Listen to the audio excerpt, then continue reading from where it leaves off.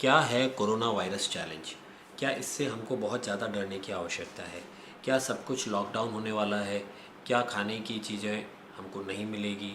क्या बहुत सारे लोग मरने वाले हैं? क्या पूरी दुनिया में इतना बड़ा तबाही का माहौल बनने वाला है?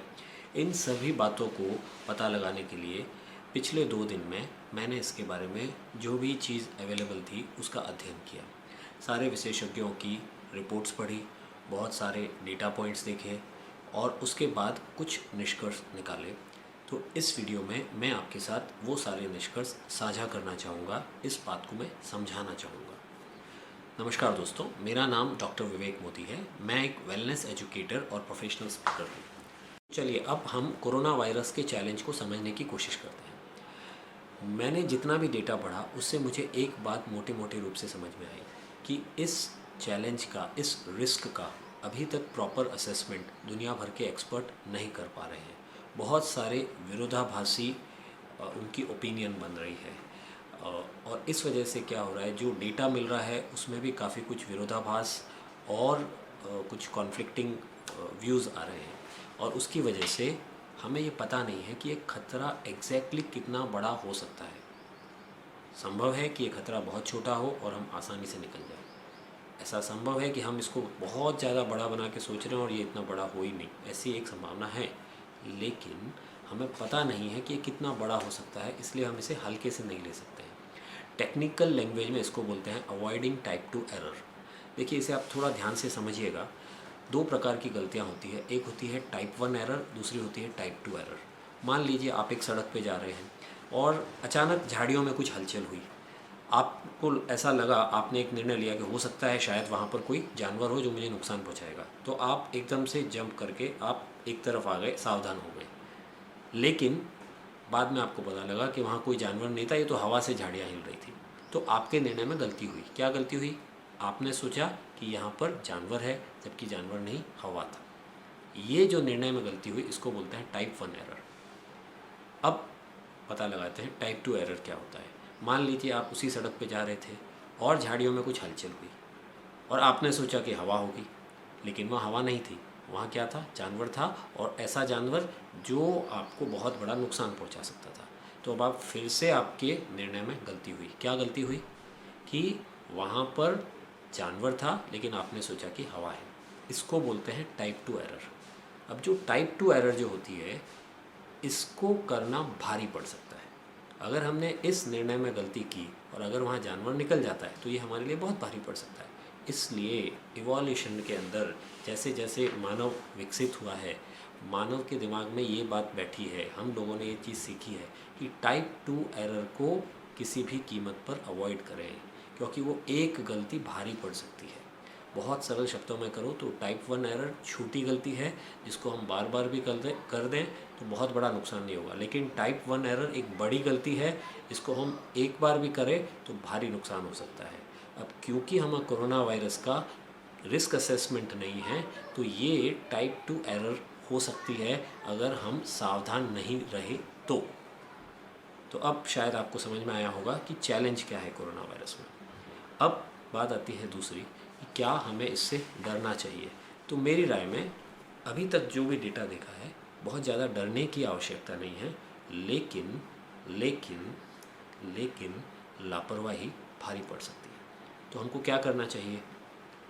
सीधी सीधी बात है, जो भी गवर्नमेंट की एडवाइजरी आ रही है उसे बहुत अच्छे से फॉलो करना है, क्योंकि सबसे बड़ा खतरा इसमें यही है कि डर हो, पैनिक हो, लोगों में अविश्वास फैले और केओस का माहौल बने। लोग एक दूसरे पे भरोसा करना छोड़े, फिर गवर्नमेंट की एडवाइजरी कोई माने नहीं, और ऐसे के अंदर ये इन्फेक्शन बड़ी तेज़ी से फैल सकता है। एक बात समझिए, कोरोना का वायरस कमज़ोर बहुत है, क्वालिटेटिव नहीं है, लेकिन क्वांटिटेटिवली बहुत डैमेज कर सकता है। उसका, कोरोना वायरस की एक ही स्ट्रेटेजी है, कमज़ोर कड़ी को पकड़ो। तो जहाँ भी कमज़ोर आदमी मिला, जिसकी रोग प्रतिरोधक क्षमता कम है, उसके अंदर जाएगा और डैमेज कर देगा। और जब ऐसे बहुत सारे लोग इन्फेक्टेड हो जाएंगे तो उसका एक चेन रिएक्शन बनता है। हमारे हॉस्पिटल इतना ज़्यादा लोड अभी नहीं ले सकते हैं, और अगर हॉस्पिटल्स में सारे कोरोना के पेशेंट ही आ गए तो बाकी पेशेंट्स कहाँ जाएंगे? अगर डॉक्टर्स खुद इन्फेक्ट हो गए तो उनका क्या होगा? तो ये सब जो कैस्केडिंग इवेंट होता है, इसको रोकना ज़रूरी है। एज सच कोरोना से बहुत ज़्यादा लोग मर जाएंगे, पूरी दुनिया ख़त्म हो जाएगी, ऐसा कुछ भी नहीं है।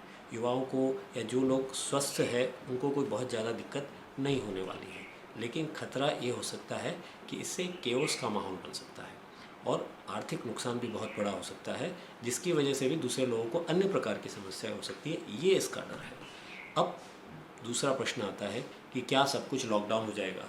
क्या ऐसा होगा कि एसेंशियल सर्विसेज हमको नहीं मिलेगी, खाने पीने की समस्या हो जाएगी, सामान नहीं मिलेगा, अनाज नहीं मिलेगा, ग्रॉसरीज नहीं मिलेगी?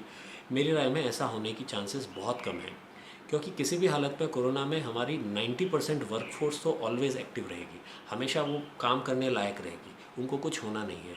और जब 90% वर्कफोर्स काम करने वाली है और देश में संसाधन हैं, खाने पीने का, अनाज की कोई कमी नहीं है, हमारे पास पर्याप्त स्टोरेज है देश के पास, तो ऐसा नहीं है कि किसान खेती नहीं करेगा या सब कुछ रुक जाएगा। हमारे पास अगर वो सब रुक भी जाए तो पर्याप्त अनाज है।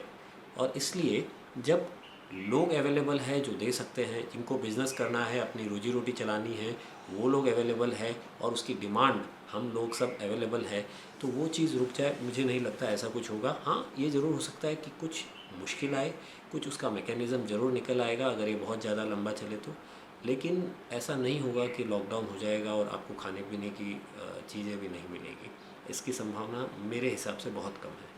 तो अब लास्ट मैं कुछ बात करना चाहूँगा कि हम इसमें कैसे मदद कर सकते हैं। दो प्रकार से मदद करनी है हमको।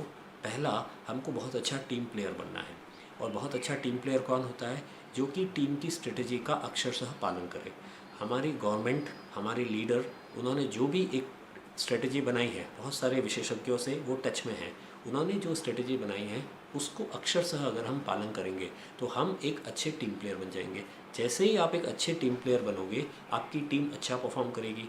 एक बात बड़े ध्यान से समझ लेनी है, कोरोना से अगर समाज नहीं जीतेगा तो आप नहीं जीत सकते हैं। If your team loses you can't win. So we have to understand कि टीम प्लेयर बने, जो भी चीज़ है उसको अच्छे से फॉलो करें।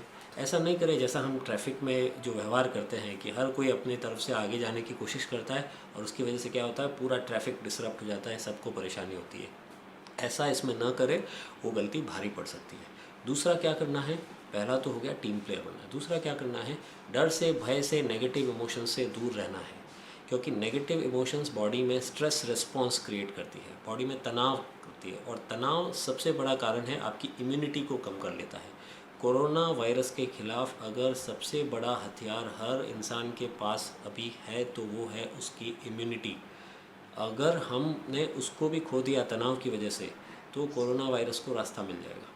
इसलिए किसी भी प्रकार की नेगेटिविटी से बचें, सभी प्रकार के नेगेटिव मैसेज को आगे फॉरवर्ड करने से बचें, सिर्फ ऑथेंटिक न्यूज़ सोर्स से अपनी न्यूज़ लें, दिन भर सोशल मीडिया पे नेगेटिव मैसेज को पढ़ने से बचें, और जो आपको भेज रहे हैं उनको भी रोकें, क्योंकि इससे किसी का कोई फ़ायदा नहीं होने वाला है। इसलिए हमें तो सिंपल अपनी गाइडलाइन फॉलो करनी है। सरकार ने बोला है घर पे रहना है तो घर पे रहिए, और आज जैसे जनता कर्फ्यू का हम सब बहुत अच्छे से पालन कर रहे हैं, ऐसी पूरी संभावना है कि ऐसा ये जो समय है ये थोड़ा लंबा चले, हो सकता है 10 दिन 15 दिन भी हमें शायद रहना पड़े। और एक बात समझ लीजिए, जितना ज़्यादा अच्छे से हम इसको फॉलो करेंगे उतना कम समय तक हमें फॉलो करना पड़ेगा। मतलब अगर आज सरकार हमें बोल दे कि 7 दिन घर में रहिए, अगर हमने सबने 7 दिन इसका अच्छे से पालन कर दिया तो हो सकता है हमको 8-10 दिन में इस समस्या से बिल्कुल मुक्ति मिल जाए। लेकिन सरकार ने बोला 7 दिन रहिए, हमने 3 दिन रहे, 4 दिन बाहर चले गए, तो क्या होगा, यही समस्या अगले 2-3-4 महीने तक चल सकती है, और ऐसे में हमको समस्या ज़्यादा हो जाएगी। इसलिए अगर मूल बात आएगी तो यही है कि अच्छे टीम प्लेयर बनिए, नेगेटिव इमोशन से बचे, रोग प्रतिरोधक क्षमता आपकी बनी रहे। उसके लिए जो जो करना है उसके बारे में मैं एक अलग वीडियो बना दूंगा। वैसे बहुत सारे वीडियो आपको मिल ही गए होंगे ऑनलाइन, लेकिन नेगेटिव इमोशंस देखिए, जितना तेज़ी से कोरोना वायरस फैलता है ना, उससे तेज़ी से एक ही चीज़ फैलती है, नेगेटिव इमोशन। उसको आप रोक लीजिए तो बाकी सारा काम अच्छा हो जाएगा। तो मेरी बात आप सबने ध्यान से सुनी, मुझे आशा है कि आपको इसका कुछ आपके लिए उपयोगी रहेगी, और अगर आपको लगता है उपयोगी है तो ज़रूर अपने आसपास ये बात फैलाएं, इस वीडियो को आप शेयर करें। इसी के साथ मैं समाप्त करता हूँ। एक और